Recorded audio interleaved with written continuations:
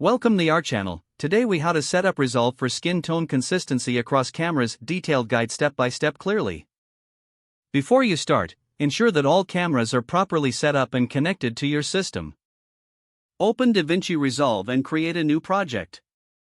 Import your footage from all the cameras that you will be comparing. Navigate to the color page to access the color grading tools.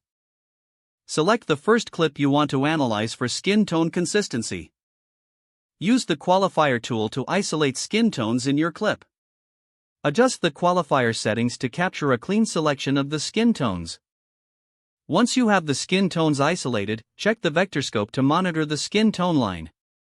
Take note of where the skin tone falls on the vector scope for this clip. Repeat this process for clips from each of the other cameras. Now, compare the positions of the skin tones from each camera on the vector scope. Identify any discrepancies in skin tone representation across the different cameras. On the clip with the most accurate skin tone, create a node for reference.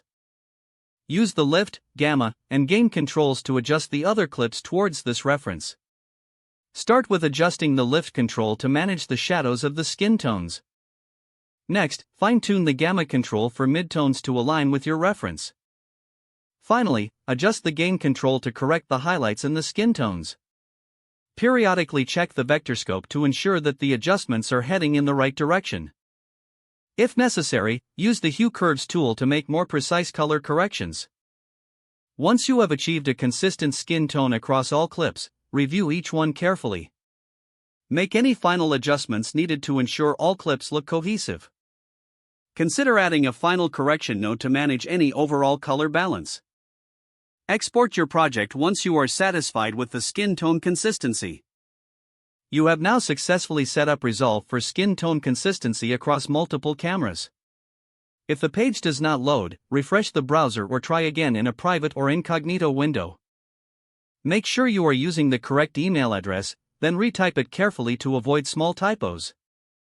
If your password is not accepted, use the reset option and create a new strong password you can remember. Check your spam folder for verification or security emails, then complete any requested confirmation steps. Don't forget to like this video and subscribe to our channel for more step-by-step tech guides.